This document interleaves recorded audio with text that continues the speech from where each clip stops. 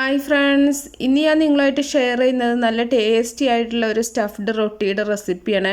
അപ്പോൾ നമുക്ക് എന്ത് മസാല വെച്ചിട്ടും ഇത് ഉണ്ടാക്കിയെടുക്കാൻ പറ്റും. നല്ല ടേസ്റ്റാണ് ഇത് കഴിക്കാനായിട്ട്. അതുപോലെ ബ്രേക്ക്ഫാസ്റ്റിനോ ഡിന്നറിനോ സ്നാക്കായിട്ടൊക്കെ നിങ്ങൾക്ക് കഴിക്കാൻ പറ്റും. അപ്പോൾ ഇതെങ്ങനെയാണ് നോക്കിയാലോ. ആദ്യം തന്നെ ഒരു ബൗൾ എടുത്തിട്ട് അതിലേക്ക് ഞാൻ 2 ഗ്ലാസ് മൈദ ഇട്ട് കൊടുക്കുന്നുണ്ട്. ഈ ഒരു ഗ്ലാസ് എന്ന് പറഞ്ഞാൽ 250 ml ഗ്ലാസ്സാണ് കേട്ടോ. അപ്പോൾ ഒരു 1/2 കിലോ മൈദ എടുത്തിട്ട് അതിലേക്കുള്ള അളവാണ് ഞാൻ പറയണതൊക്കെ. അപ്പോൾ നിങ്ങൾക്ക് ഇതിൽ കുറച്ചിട്ട് എടുക്കുകയാണെങ്കിൽ കുറച്ചിട്ട് എടുക്കാം. ഇനി ഇതിലേക്ക് ആവശ്യത്തിനുള്ള ഉപ്പ് ചേർക്കുന്നുണ്ട്. അതുപോലെ തന്നെ ഒരു 1/2 ടേബിൾ സ്പൂൺ ഈസ്റ്റാണ് ചേർത്ത് കൊടുക്കുന്നത്. ഞാനിവിടെ ഇൻസ്റ്റൻറ്റ് ഈസ്റ്റാണ് എടുത്തിട്ടുള്ളത്. അപ്പോൾ സാധാരണ ഈസ്റ്റ് ആണെന്നുണ്ടെങ്കിൽ ആദ്യം നിങ്ങൾ ചെറിയ ചൂടുവെള്ളം ഒഴിച്ചിട്ടൊന്ന് പൊങ്ങാനായിട്ട് മാറ്റി വെച്ചിട്ട് ആ വെള്ളം കൊണ്ട് മാവൊന്ന് കുഴച്ചെടുത്താൽ മതി. ഇതൊന്ന് മിക്സ് ചെയ്തതിന് ശേഷം ചെറിയ ചൂടുള്ള വെള്ളം ഒഴിച്ചിട്ട് നമുക്കിതൊന്ന് നല്ല പോലെ ഒന്ന് കുഴച്ചെടുക്കാം. നമ്മൾ ചപ്പാത്തിക്ക് മാവ് കുഴക്കുന്നേക്കാളും കുറച്ചും കൂടെ ലൂസായിട്ട് വേണം ഈ ഒരു മാവ് കുഴച്ചെടുക്കാൻ കേട്ടോ. ലൂസ് ഉണ്ടെങ്കിൽ പെട്ടെന്ന് മാവ് പൊങ്ങി വരുള്ളൂ, അതുപോലെ തന്നെ നല്ല സോഫ്റ്റും ഉണ്ടാവുള്ളൂ. നമുക്ക് കൈ വെച്ചിട്ട് നല്ല പോലെ ഒന്ന് കുഴച്ചെടുക്കാം. ഇത് മൈദ കഴിക്കാത്തവരാണെങ്കിൽ ഈ ആട്ടപ്പൊടിയിൽ ഇതുപോലെ തന്നെ ചെയ്തെടുക്കാം കേട്ടോ നിങ്ങൾക്ക്. ഇനി കുറച്ച് 1 ടീസ്പൂണോളം ഓയിൽ ഒഴിച്ചിട്ട് ഒന്നും കൂടെ നമുക്കൊന്ന് കുഴച്ചിട്ട് ഈ മാവ് പൊങ്ങാനായിട്ട് മാറ്റി വെക്കാം. അപ്പോൾ 1 മണിക്കൂറാകുമ്പോൾ തന്നെ മാവ് നല്ല പോലെ തന്നെ പൊങ്ങി വരും.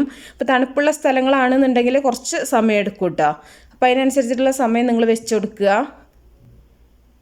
അപ്പോൾ നമുക്കിത് മാറ്റി വെക്കാം. ഇനി ഇതിലേക്കുള്ള മസാല റെഡിയാക്കാൻ വേണ്ടിയിട്ട് ഒരു പാനിൽ ഞാൻ 2 വലിയ ഉള്ളി അരിഞ്ഞത് ഇട്ടിട്ടുണ്ട്.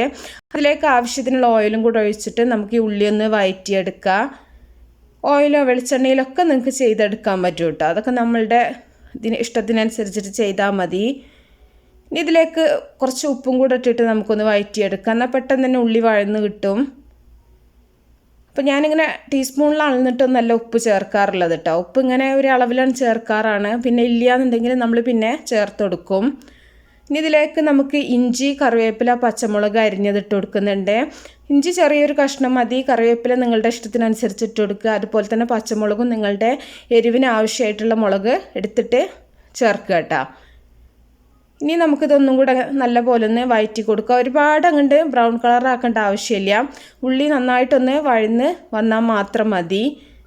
അപ്പോൾ ഉള്ളി നല്ല പോലെ വാടി വന്നിട്ടുണ്ട്. ഇനി നമുക്കിതിലേക്ക് മസാലപ്പൊടികൾ ചേർത്ത് കൊടുക്കുക. ഞാനിവിടെ ഒരു 1/2 ടീസ്പൂൺ മഞ്ഞൾപ്പൊടി ചേർക്കുന്നുണ്ട്. ഇതിലേക്ക് ഞാൻ മുളക് പൊടി മല്ലിപ്പൊടി ഒന്നും ചേർക്കണില്ല കേട്ടോ. അപ്പോൾ അതൊക്കെ നിങ്ങൾക്ക് വേണമെന്നുണ്ടെങ്കിൽ ചേർത്ത് കൊടുക്കുക. ഇനി ഇതിലേക്ക് ആവശ്യത്തിനുള്ള കുരുമുളക് പൊടിയും കൂടെ ചേർക്കുന്നുണ്ട്. കുരുമുളകൊക്കെ നിങ്ങളുടെ എരിവിനനുസരിച്ചിട്ട് ചേർക്കുക. അതുപോലെ ഒരു 1/2 ടീസ്പൂൺ ഗരം മസാലയും കൂടെ ചേർത്തിട്ടുണ്ട്. എന്നിട്ട് നല്ല പോലെ ഒന്ന് ഇളക്കി മിക്സ് ചെയ്യുന്നുണ്ട്. നിങ്ങൾക്ക് വേണമെന്നുണ്ടെങ്കിൽ മുളക് പൊടി മല്ലിപ്പൊടിയൊക്കെ ചേർത്ത് കൊടുക്കുക കേട്ടോ. എനിക്ക് ആ മസാലയുടെ കുത്തിനേക്കാളും ഈ ഒരു മസാലയാണ് കൂടുതൽ ടേസ്റ്റി ആയിട്ട് തോന്നിയിട്ടുള്ളത്. അതുകൊണ്ടാണ് ഞാൻ ഇങ്ങനെ ഇത്രയും മസാല ചേർത്തിട്ടുള്ളൂ. ഇനി നമുക്ക് മസാലയൊക്കെ നന്നായിട്ടൊന്ന് മസാലയുടെ ആ ഒരു പച്ചമണക്ക് മാറുന്ന വരെ ഒന്ന് വഴറ്റിയെടുക്കുക. ഇനി നമുക്ക് കുറച്ച് മല്ലിയില അരിഞ്ഞതും കൂടെ ചേർത്തിട്ട് ഇളക്കി മിക്സ് ചെയ്തിട്ട് നമുക്ക് തീ ഓഫ് ചെയ്യാം. ഇനി ഒരുപാട് സമയം വേവിക്കേണ്ട ആവശ്യമില്ല കേട്ടോ. ഇനി നമുക്ക് ഈ ഒരു മസാല മാറ്റി വെക്കാം. ഈ ഒരു സമയം കൊണ്ട് തന്നെ നമ്മുടെ മാവ് നന്നായിട്ട് പൊങ്ങി വന്നിട്ടുണ്ട്. ഞാനിപ്പോൾ ഇവിടെ അത്യാവശ്യം തണുപ്പായത് കാരണം തന്നെ ഒരു 2 മണിക്കൂർ വെച്ചിട്ടുണ്ടായിരുന്നു കേട്ടോ മാവ്. ഇനി നമുക്ക് കുറച്ച് പൊടി ഇട്ടിട്ട് ഈ മാവൊന്ന് ഉരുളകളാക്കിയിട്ടൊന്ന് മുറിച്ചെടുക്കാം. അപ്പോൾ നിങ്ങൾ ഏത് പാനിലാണോ ചെയ്യുന്നത് ആ പാനിൻ്റെ വലുപ്പത്തിനനുസരിച്ചിട്ട് നമുക്ക് ഓരോന്നായിട്ട് പരത്തിയെടുക്കണം. അപ്പോൾ അതിനനുസരിച്ചിട്ടുള്ള ഉരുളകളാക്കിയിട്ട് ഉരുട്ടിയെടുക്കുക കേട്ടോ.